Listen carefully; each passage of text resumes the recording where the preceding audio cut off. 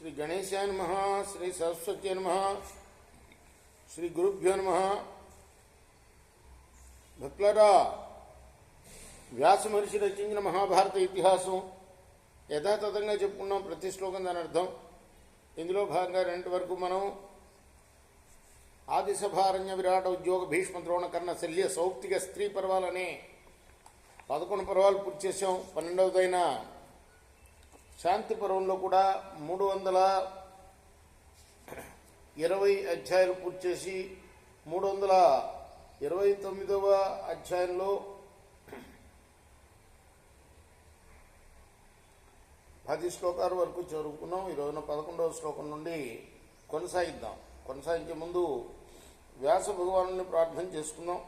వ్యాసాయ విష్ణు రూపాయ వ్యాసరూపాయ విష్ణవే నమో వై బ్రహ్మనిధయే వాసిష్ఠాయ నమో నమః. నారాయణం నమస్కృత్య నరం చైవ నరోత్తమం దేవీం సరస్వతిం వ్యాసం తతో జయముదీరయేత్.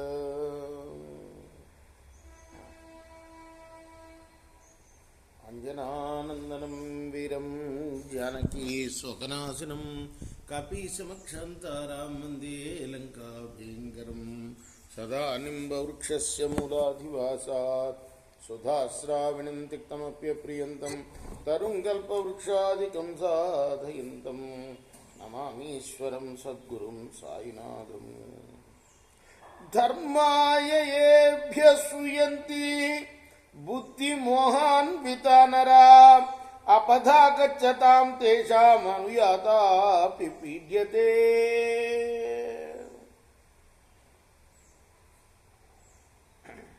వ్యాసుడు వారు తన కుమారుడైన సుఖ యోగికి చేసిన ఉపదేశం చెప్పుకుంటున్నాం. మనం ఎందుకు చెప్పుకున్నాం అంటే, ధర్మరాజు భీష్ముడిని అనేక ధర్మ సందేహాలు అడుగుతున్నాడు. అందులో భాగంగా ఈ ప్రశ్న అడిగాడనమాట. ఏ ప్రశ్న? సుఖయోగి ఎలా వైరాగ్యం పొందాడు, ఇది ప్రశ్న. దానికి సమాధానంగా చాలా విపులంగా చెప్తున్నాడు భీష్ముడు వారు. బుద్ధి కలిగించే వ్యామోహంలో మునిగి నాస్తికులు ధర్మాన్ని ద్వేషిస్తూ అపమార్గంలో వెళ్తున్నారు. వారే కాదు, వారి వెంట నడిచేవారు కూడా కష్టాలను అనుభవిస్తున్నారు. ఇదంతా వ్యాసులు వారు సుఖయోగికి చెప్తున్నాడు. ఏ తుష్టా శృతి పరా మహాత్వనో మహాబల ధర్మ్యం పంధానమారూఢ తానుపాస్త్వచ పృచ్ఛచ. కాబట్టి మహత్తరమైన ధర్మ బల సంపన్నులు మహాత్ములు నిత్య సంతుష్టులు వేద ధర్మానుష్ఠాతలై నిరంతరం ధర్మ మార్గాన్ని అనుసరించే వారిని సేవించు. నువ్వు నీ కర్తవ్యాన్ని అడుగు. ఉపధార్యమతం తేషాం బుధానాం ధర్మదర్శినాం నేచ్చ ప్రయాబుద్ధ్యాచ తముత్పథగామివై. ధర్మద్రష్టులైన ఆ పండితుల అభిప్రాయాల్ని నువ్వు స్వీకరించి ఉత్తమమైన నీ వివేకంతో అపమార్గాన వెళ్లే నీ మనస్సుని అదుపులో పెట్టుకో.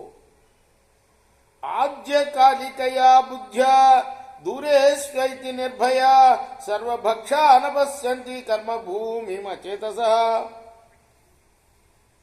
వర్తమాన కాలంలో కలిగే సుఖం మీదనే దృష్టి ఉంచి ముందు కలగబోయే పరిణామాలని చాలా దూరంగా ఉన్నవని భావించి నిర్భయులై ఉండి నానా విధాలైన తినకూడని పదార్థాలని తింటూ వివేకహీనులైన వారు ఈ కర్మభూమి మహత్యాన్ని గుర్తించలేకపోతున్నారు.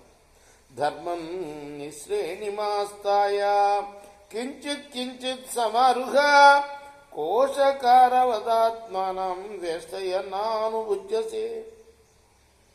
నువ్వు ధర్మం అనే నిత్యను సంపాదించి మెల్లమెల్లగా దాని మెట్లను ఎక్కుతూ వెళ్ళు.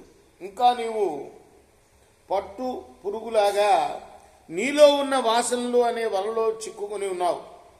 తగిన జాగ్రత్త తీసుకోవటం లేదు. నువ్వు నాస్తికం భిన్న మర్యాదం కూలపాతమివ స్థితం వామత కురు విశ్రబ్ధ నరం వేణుమిను ఇగోధృతం.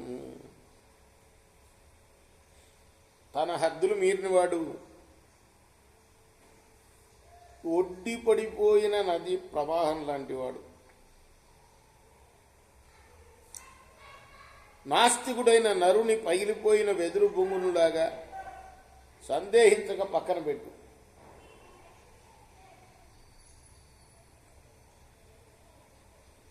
కామం క్రోధం చ మృత్యుం చ పంచేంద్రియ జలాన్నది నాబంధృతిమయాం కృత్వా జన్మదుర్గాణి సంతరా మృత్యురాభ్యాహతే లోకే జరయా పరిపీడితే అమోఘా సుపతంతిషు ధర్మపోతేన సంతరా తిష్టంతం చ శయానం చ మృత్యురన్వేషత యదా నివృత్తిం లభతే కస్మాత్ అకస్మాన్ మృత్యునాశితః సంచిన్వానకమే వైనం కామానామ వితృప్తకం ఉరుకి ఓరణమాసాజ్య మృత్యురాదాయ గచ్చతి క్రమశః సంచితః శిఖః ధర్మబుద్ధిమయో మహాన్ అంధకారే ప్రవేష్టవ్యం దీపో యత్నే ధార్యతాం.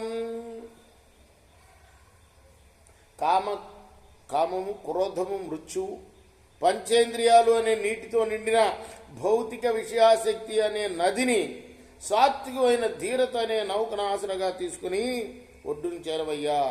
ఇలా జనన మరణ రూపము దుర్గమము అయిన సంసారం నుండి బయటపడు. సమస్త లోకము మృత్యుం వల్ల దెబ్బలు తింటూ ముసలితనంలో బాధపడుతూ ఉన్నది. ఈ రేయింబౌళ్ళు ప్రాణుల యొక్క ఆయువును అపహరించి సఫలంగా దొర్లిపోతున్నాయి. ధర్మం అనే నౌకనెక్కి సంసార సాగరాన్ని దాటవయ్యా. మానవుడు నిలుచున్నా పడుకున్నా నిరంతరం మృత్యువు వెతుకుతూ ఉంటుంది.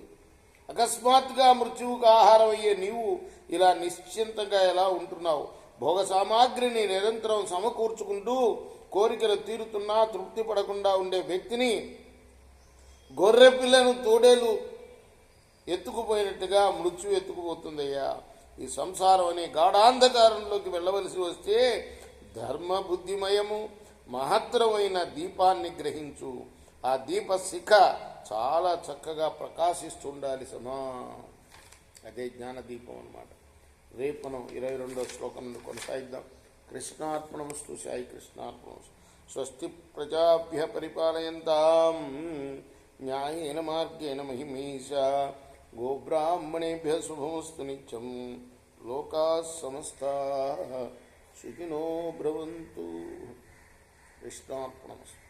సాయి కృష్ణ.